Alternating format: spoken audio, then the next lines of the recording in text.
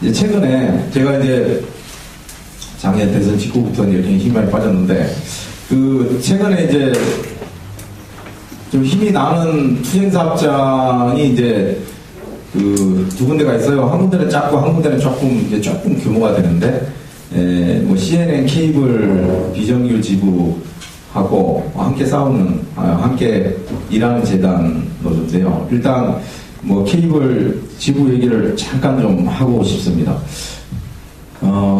왜 그러냐면, 저는 이제 한국 사회 비정규 문제, 저도 나름대로 이제 이랜드 노조에서부터 시작해서 한 10수년, 뭐 그래도 좀 고민을 좀 해본 것 같은데요. 물론 이제 정규직이라고 하는 신분의 한계가 있습니다. 정규직은 비정규직처럼 그렇게 절박하게 이렇게 쌓고 하기는 쉽지 않아요. 그런 한계는 있다는 걸 전제를 하고, 근데 또 한편으로는 훈수가 정할 때가 많아요, 사실은. 오히려 제가 정규직 입장이 있기 때문에 비정규 동지들이 어떻게 했으면 좋겠다는 게 더 정확한 그런 또 제언이 될 수도 있는 것이어서, 민주노총의 비정규 전략도 저는 마찬가지라는 생각이 좀 들어서 그냥 제 고민을 담아서 좀 말씀을 한번 드려보겠습니다. CNN 케이블 지부가요, 제가 놀란 게 2년을 준비했어요. 저는 보안이 유지됐다는 것도 참 놀랄 일이다라고 생각을 했고요. 그리고 정규직 지부가 주도해서 간접 고용과 특수 고용을 조직을 한 거거든요. 그러니까 케이블 방송은 불법 다단계 하도급입니다. 완전히 건설 현장이에요. 그래서 보시면 저도 케이블 가입자이지만 뭐 1,491만 명이 어마어마하더라고요. 근데 이제 CNM은 수도권 최대 업체예요. 근데 지금 뭐 매각 협상이 지금 오가고 2조가 넘는 굉장히 큰 그런 이제 업체인데, 근데 이제 거기서 얘기하는, 예를 들면 이제 설치하고 AS하고 그 다음에 여러 가지 공사하고 이런 분들이 전부 외주화가 됐어요. 그래서 다 간접 고용이에요. 그러니까 간접 고용 업체에다가 이제 원청이 하청을 내리면 그 하청이 또 특수 고용으로 되어 있는 개인 사업주들에게 또 이렇게 재하청을 하는 거예요. 그래서 실제로는 뭐 근로기준법 위반이 비일비재하고요. 뭐 근속이 보통 10년이 넘는데도 불구하고 평균 근속이, 임금은 뭐 실수령액이 뭐 정말 얼마 안 됩니다. 뭐 실제로 250인데 이렇게 액면으로는 보니까 거의 뭐 100에서 150, 그러니까 굉장히 박한 걸 받고 이런 분들인데, 그러니까 조직가 대단히 어렵죠. 그리고 업체들이 다 짜갈라져 있어요. 여기만 해도 22개 업체로 짜갈라져 있어서 이게 정말 조직하고 쉽지 않은 사업장. 그러니까 고용 형태도 간접 고용에, 특수 고용에, 업체로 다 짜갈라져 있지. CNM이라고 하는 강력한 원청 사업주가 있죠. 여기는 사모펀드가 대주주예요. MBK 파트너스하고 맥커리 아시죠? MB하고 함께 있는 맥커리 코리아라고 이 사모펀드 투기자본이 여기는 핵심 대주주입니다. 그래서 이제 기업 사냥을 해서 지금 가지고 있는 건데, 근데 이제 이런 조건에서 2년 동안 조직을 한 거예요. 제가 얘기를 들어보니까 좀 감동이 있더라고요. 그러니까 정규직 조합원들 또 정규직 간부들을 철저하게 교육을 한 거예요. 이 비정규 문제에 대해서. 이 비정규 문제는 손대면 이겨야 되거든요. 저도 이런 투쟁 여러 번 해봤기 때문에 조직과 사람을 남기는 게 대단히 어렵습니다.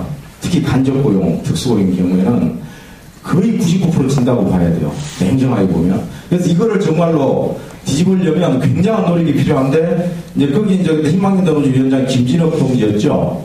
그때 민주노총의 비정규 담당이었죠. 그래서 워낙 경험이 많잖아요. 그렇기 때문에 일단은 조직과 사람을 남기고 이겨야 된다. 이제 이런 전략을 가지고 2년 동안은 정규직 지부 간부들을 구워서 안고 조합원들을 교육하고 해서 이 비정규직을 조직화하는 그 당위성 수준이 아니라 일상사업 수준에서 이거를 이제 만들어냈고요. 그리고 예를 들면 여기는 언제 잘릴지 몰라요. 계약 해지하면 다 잘려요. 이게 업체 계약을 해지하면 해야 되니까. 그래서 그 2년 동안에 굉장히 혈압 문제가 많았더라고요. 그러니까 뭐 해고되고 뭐 별일이 있었을 거 아니에요. 그런데도 불구하고 그걸 눌렀어요. 지금은 싸울 때가 아니다. 그러니까 누르고 그 다음에 일정한 수준에서, 그렇지만 그 사람 입장에서 이제 문제를 잘 해결하는 방식으로. 그렇지만 노조를 만들진 않았어요. 그러니까 철저하게 준비해서 이제 이번에 과반을 조직한 시점에서 이제 노동조합을 구체적으로 띄워야 되겠다. 이렇게 이제 생각을 한 거예요.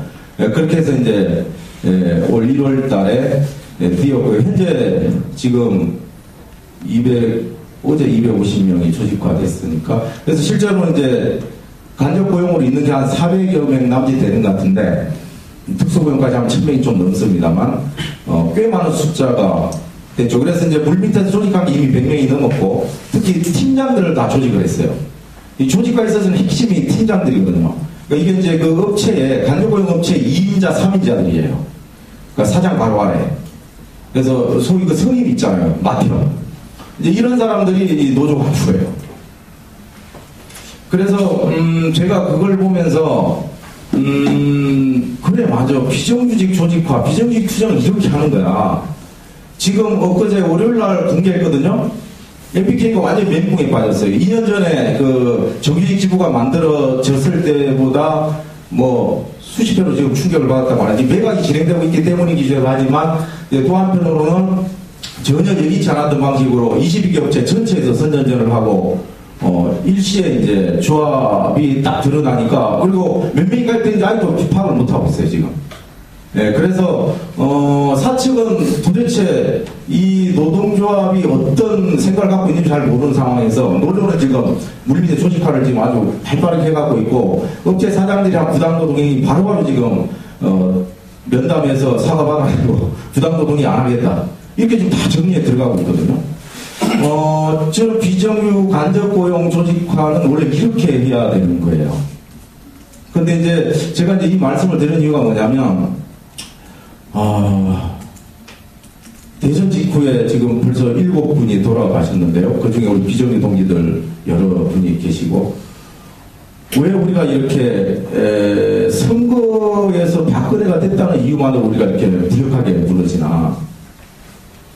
뭔가 우리에게 빠져있다라는 생각이 저는 참 많이 들었어요. 문재인이가 되면 안 죽을 이유가 됩니까? 박근혜나 문재인이나 50호 100호인데요. 실제로는 비정규 문제를 경험해온 사람들은 알잖아요. 심리적인 위안은 줄지언정 실제 현황적이는 안 돼요. 문재인이 되더라도 큰 차이는 없습니다. 다만 좀 더 유연하고 부드러운 방식으로 그리고 좀 더 완충지대가 넓어지는 하겠고 사람이 덜 다칠 수는 있겠으나 저는 근본적으로는 크게 다르지 않다고 생각하는데 왜 동지들이 그 이유 하나로 자기 생을 버리나. 이건 뭔가 우리가 지금까지 비정규 투쟁이든 또는 정규직 투쟁이든 노동조합을 하면서 우리가 근본 목적과 관련해가지고 조금 좀 되짚어 봐야 될 부분이 있겠다는 생각이 저는 참 많이 들었어요. 저는 이제 이거는 조금 이제 위험한 말일 수는 있는데, 저는 투쟁 굉장히 많이 해본 사람으로서 그냥 하는 얘기입니다. 투쟁은 수단입니다. 투쟁은 목적이 아니죠. 목표는 이기는 거죠. 그리고 자본을 압도하는 게 목표죠. 근데 저는 이제 어느 순간부터 우리가 진영투쟁을 많이 하다 보니까 오히려 결사항전 이런 자세에만 주목하게 되는 이런 저는 패턴이 있었다고 생각을 해요. 그러니까 산화하고 이런 것이 그냥 미화되고 이건 아니죠. 저는 왜 이 말씀 드리냐면 민주노총이 어떤 전략을 세울 때도 똑같이 그런 태도로 하니까 저는 이런 말씀을 드리는 거예요. 그게 여러 가지 측면에서 드러나기 때문에 그래서 저는 먼저 이제 드리고 싶은 거는 이제 한국 사회에서 이미 비정규직 문제는 일반 국민들도 다 알고 있습니다. 지금 1000만 명에 육박하고 있고 이거 정확한 건 아니에요. 그렇지만 저희 센터 통계로도 뭐 840만에 이거는 이제 원래 추산이기 때문에 정확하지는 않습니다만 원래 간접고용 특수고용 하면 최소한 150만 명 이상은 누락이 되거든요. 통계에서. 그러면 아무리 적게 잡아도 거의 1000만에 육박한다고 해야 돼요. 그럼 1800만 노동자 중에 1000만이 비정규직이고 그리고 굉장한 차별에 시달리고 있고 그리고 매일매일 사실은 고통받고 있죠. 그리고 청년들은 3포 세대가 되어가고 있고 그래서 저는 이제 일반 국민들도 비정규직 문제를 이제 다 알아요. 그래서 심지어는 2년 전이었습니까? 한겨레가 여론조사했을 때 압도적으로 80% 이상이 찬성한 이 문제 해결했는데 딱 두 개 있었어요. 첫 번째가 이주였고요. 다문화. 이주 문제였고 두 번째가 비정규 문제였어요. 그러니까 그만큼 비정규 문제는 이미 일반 국민들이 비정규 문제를 좀 잘 알까요? 잘 모릅니다. 저도 노동조합 할 때는 비정규직 잘 몰랐어요. 센터 와가지고 좀 이제 배우고 있는데, 실제 비정규직 굉장히 복잡해요. 비정규직 당사자들도 자기 스스로 비정규직 잘 몰라요.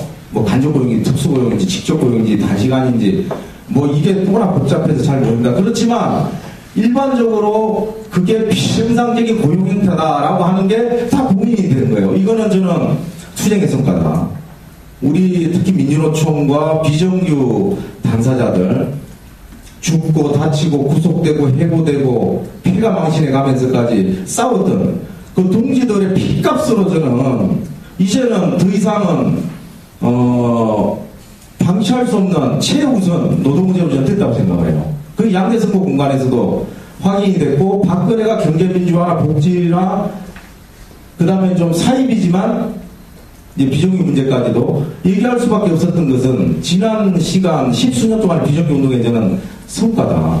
그러면 이제 이 성과 위에서 우리가 이제 출발을 해야 된다는 거죠. 근데 이제 저는 소위 민주노조 운동의 그 담론 자체가 좀 근본주의 또 원칙주의 이런 틀에 잘 못 벗어나다 보니까 늘 그냥 환원을 해요. 원점으로 똑같이. 그러니까 뭐 박근혜가 되든 문재인이 되든 누가 되든 거의 비슷한 전략으로 저는 그렇게 해서는 대단히 곤란하다는 생각이 일단 들어서 어쨌든 실사구시적으로 정세를 좀 분석하고 우리가 활용할 수 있는 것, 국민의 여론이나 비정규 문제와 관련해서 우리가 지금까지 애써 싸워서 얻은 성과 이런 것들 위에서부터 출발을 해야 된다. 다 무화시키지 말고. 그래서 그런 측면에서 본다면 예를 들면 저는 뭐 기회는 좀 있을 것 같아요. 예를 들면 이제 올해 저는 이제 주목하고 있는 것은 이제 현안 투쟁으로서는 이제 학교 비정규직을 위시한 또 특수고용을 위시한 대단히 이런 이제 노조들의 투쟁과 그다음에 아까 CNM 케이블 지구와 같은 이제 새롭게 떠오르고 있는 뭐 다산콜센터 같은 이제 비정규 투쟁들이 또 있겠고, 또 하나는 이제 공공 부문에서 작년에 예를 들면 서울시가 비정규 정규직화를 2차례 걸쳐 했잖아요. 한 번은 직접 고용을 1000여 명을 했고, 그 다음에 이제 2차 때는 한 6천여 명, 이제 1단계 한 3천여 명 정도 청소 노동자입니다만, 간접 고용을 정규직화를 한 거거든요. 제가 생각을 해봤어요. 제가 이랜드 투쟁 510일 파업을 했는데요. 처절하게 싸웠죠. 510일 파업을 했는데, 그때 저희가 얻은 게 뭐냐면요. 직무급제 무기계약이었거든요. 그리고 이렇게 소소한 호봉 뭐 이런 거 해가지고 처우 개선이었어요. 그거는 정규직이 아니에요. 중규직이에요. 쉽게 얘기해서. 근데 그거 얻으려고 이제 510일을 싸웠는데 사실은 그게 굉장히 파장이 컸죠. 그래서 이마트를 위시해서 그때 우리 추사들 한 12,000명 내외가 무기계약으로 전환됐어요. 손에 피 안 묻히고 이래도만 손에 피를 묻혔지. 그래서 그리고 그때 비조합원까지 해서 3,000명이 이제 무기계약이 됐는데, 사실 510일 그 처절하게 싸웠던 투쟁의 성과가 이제 그럴진데, 예를 들면 박원순 시장이 6,000명을 그것도 청소 노동자라고 하는 간접 고용을 중심으로 해가지고 정규직화를 했는데, 거기 보시면 동일 가치 노동, 동일 임금 이렇게 적용이 된단 말입니다. 단계적으로. 그러니까 이거는 한번 우리가 되짚어볼 필요가 있어요. 우리가 비정규직 문제 해법과 관련해서 현장에서 싸우고 있는 동지들의 투쟁과 맞물려서 시너지를 불러일으킬 수 있는, 네트워킹 할 수 있는 게 도대체 어디에 있느냐, 이걸 굉장히 고민을 해야 된다. 그래서 공공부문의 비정규직 문제 해결과 관련해서 지금 삼지지소공무인 경우에는 다 정규직화를 하는 게 지금 대세거든요.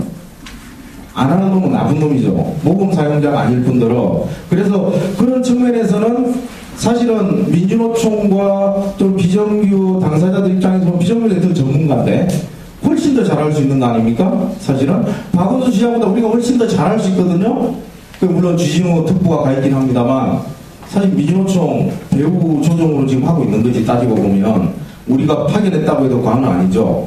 뭐 가운데서 요금 많이 얻어먹겠지만. 그래서 저는 그런 부분에서 우리가 훨씬 더 실력 있고 잘할 수 있는데 왜 그거를 지혜 이렇게 그냥 거리를 두고 우리가 그걸 우리 자신의 과업으로 가져오지 않을까, 이런 아쉬움이 되게 많거든요. 그래서 저는 예를 들면 민주노총 내에 지금 이제는 한 10만여 명 가까이 될 것 같아요. 이제 학교 비정규직 매도가 5만에 가깝거든요. 그러면 여성을 빼들어 한 4만 5천 내외인데, 그럼 그 10만에 가까운 비정규직 당사자들이 있어요.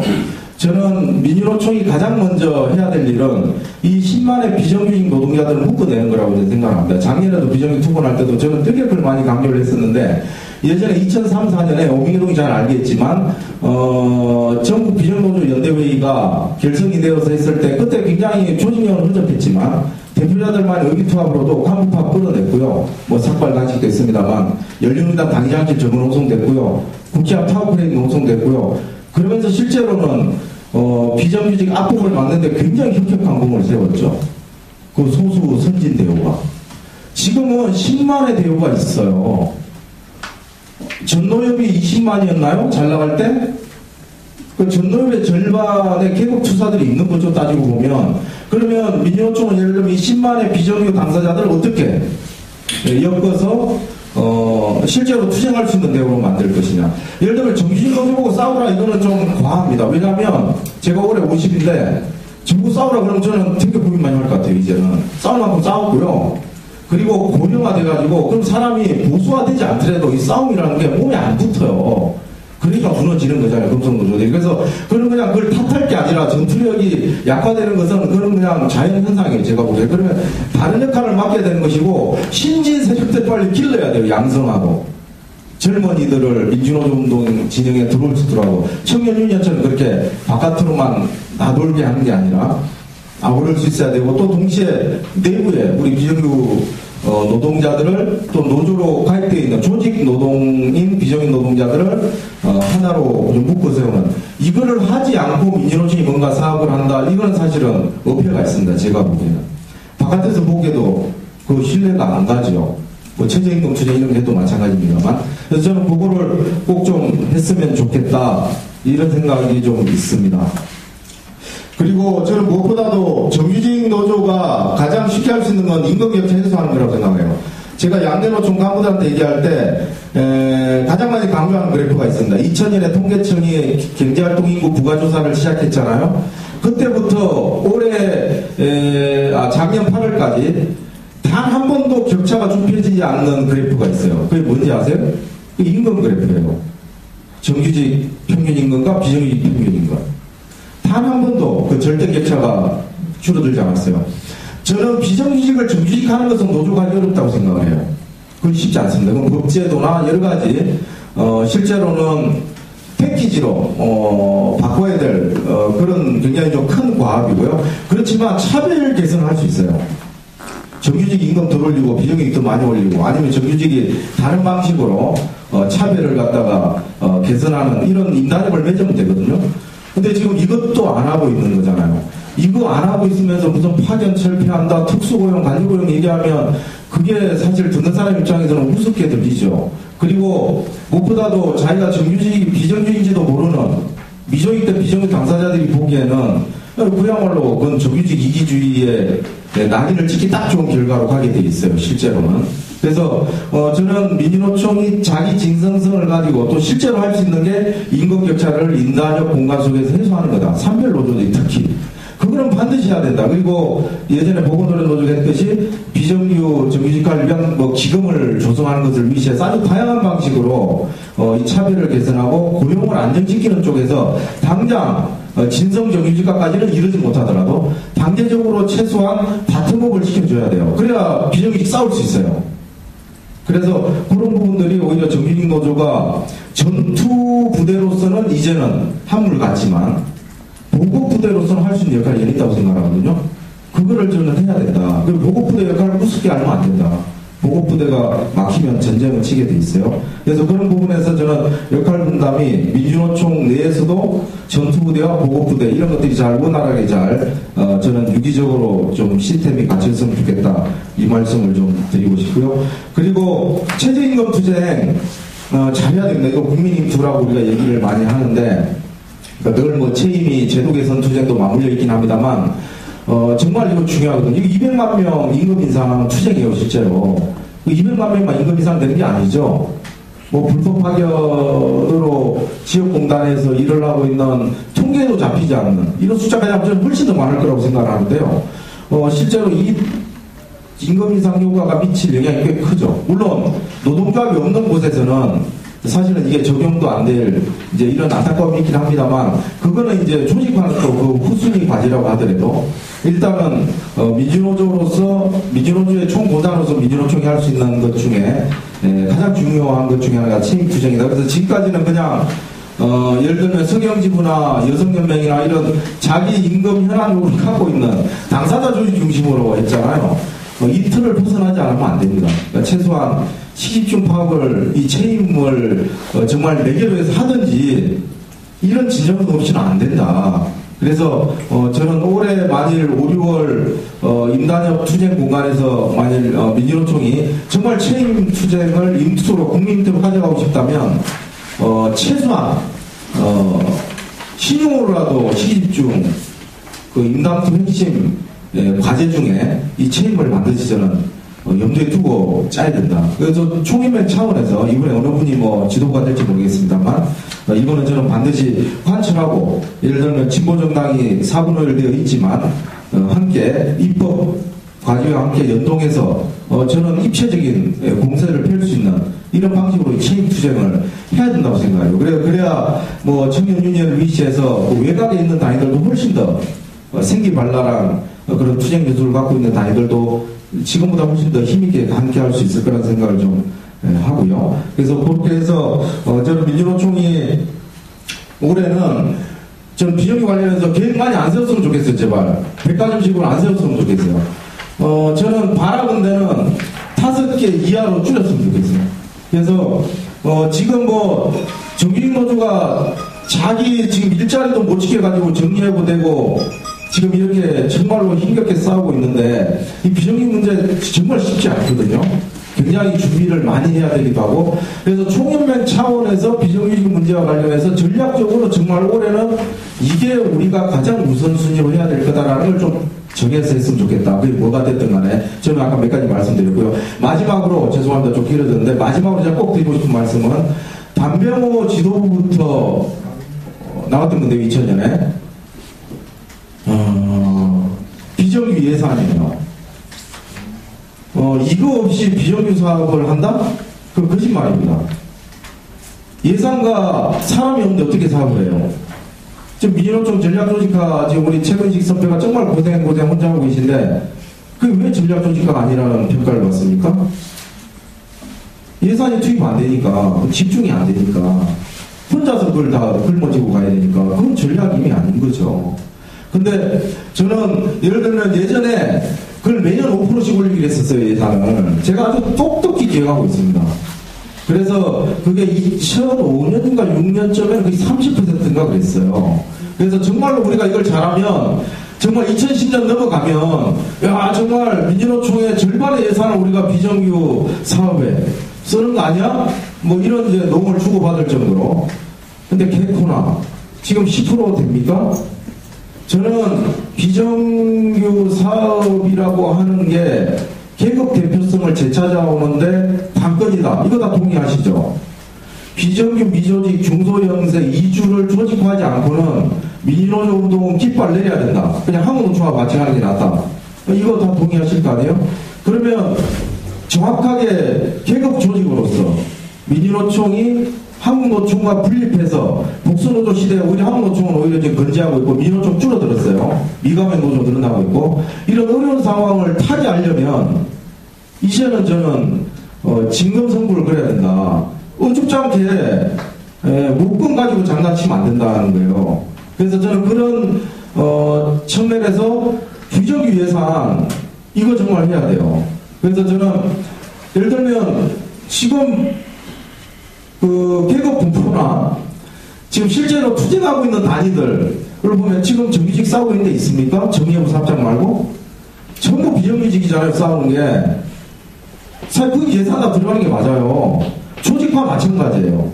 지금 저기 정규직 조직할 때가 어디가 있습니까? 문호조 삼성이나 포스코를 제외하고는 다 돼 있어요. 300인 이상은 전부 중소형세나 비정규 사업장밖에 없잖아요.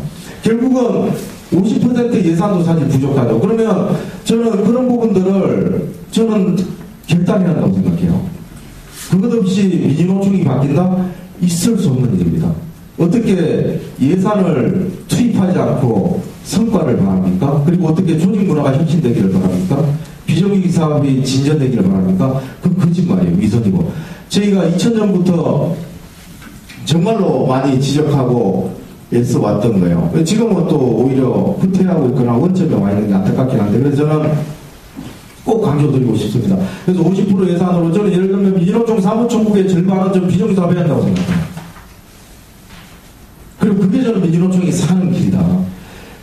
그 사무총국의 구조를 만드는 리더십이 저는 진짜 민주 리더십이라고 저는 생각해요.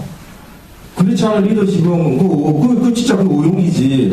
아무리 인품이 훌륭하고 예전에 잘 싸웠던 분이라고 하더라도 그건 오용인 거죠. 한국 사회가 지금 태반이 비정규직이고 이렇게 지금 죽어나가고 있는데 지금 소위 내셔널 센터라고 하는 그리고 80만이 넘는 조직도를 건드리고 있는 총연맹이 비정규직 문제와 관련해서 이렇게 정말 지지분열해야 되겠습니까? 미국의 그 산별노조들도 하잖아요.